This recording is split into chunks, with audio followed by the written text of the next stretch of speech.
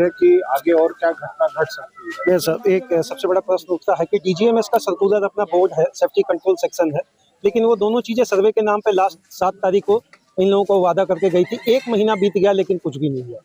अब इस पर तो कहाँ ये ढिलाई बरती गई है उस पर देखा जाएगा, लेकिन ये स्पष्ट है कि प्रबंधन को अभी भी चेतना चाहिए और अगर कोई दिक्कत है तो यहाँ के स्थानीय लोगों को व्यवस्था करना चाहिए। और मैं उपायुक्त महोदय से भी इस विषय पर बात करूँगा। सर, जब माइंस यहाँ पर दो चल रहा है और पिछले महीना भी जब घुससान की घटना हुई तो उसको बंद होना चाहिए था। प्रशासन को कम से कम इतना तो शिथिल नहीं होना चाहिए। नहीं, ये माइंस तो आप इस बात को समझिए कि ये इनलीगल माइंस की वजह से ये घटना घटी है, ये स्पष्ट है।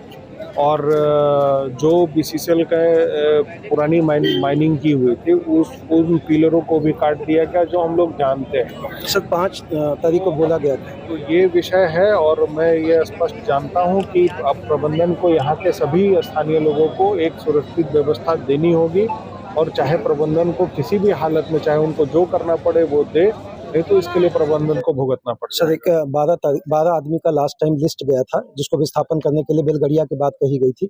1 महीने का समय लग गया। अभी लोग कह रहे हैं कि मुआवजा तक मेरे नहीं मिला और हम शिफ्ट भी नहीं हुए।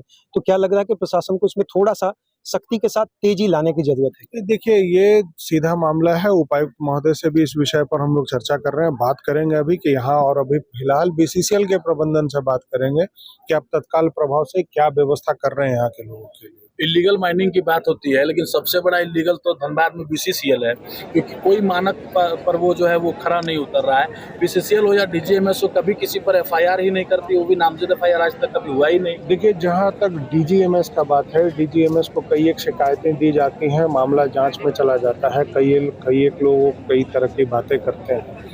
और मैं ये जानता हूँ, मैं ये समझता हूँ, क्योंकि माइनिंग के क्षेत्रों में मैंने बहुत सारी जगहों पर देखा है, अभी तक न डीजीएमएस और न ही बीसीसीएल जो है कहीं भी कोई चीज़ को लेकर इनिशिएटिव लेकर कोई कार्रवाई करता है।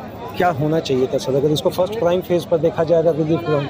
इसमें तो सबसे पहले, अगर जब इस तरह की घटना यहाँ पहले, तो अभी ये कहा गया था कि 1 महीना के अंदर वो सर्वे कर लें कि कहाँ कौन सा जगह सुरक्षित नहीं है, तो इस पर प्रबंधन को नोटिस कर देना चाहिए था। और जो हमारे यहाँ स्थानीय भाई बंधु हैं उन लोगों के लिए एक सुरक्षित व्यवस्था बनानी चाहिए थी। मेरा सब एक अंतिम सवाल है, पिछली बार जब घटना हुई उस समय भी कई जनप्रतिनिधि आए, फोटो, जहाँ यहाँ के लोग कह रहे हैं फोटो खिंचवाए और चले गए। इस बार भी अभी आना शुरू हो गए हैं, लोग आ रहे हैं। मेयर संजीव सिंह क्या ठोस कदम उठाएंगे कि छाताबाद के लोगों को न्याय और इंसाफ मिल पाएगा? देखिए, मेरे तरफ से स्पष्ट है कि मुझे जो जानकारियां मिलती हैं, जिस तरह से मुझे जहां जो भी कार्यों के लिए बुलाया जाता है, मैं स्पष्ट वहां पर आकर उन समस्याओं को सुनता हूं और व्यक्तिगत, चाहे वो प्रबंधन के लेवल पर हो चाहे किसी भी लेवल पर, मैं बात करता हूं।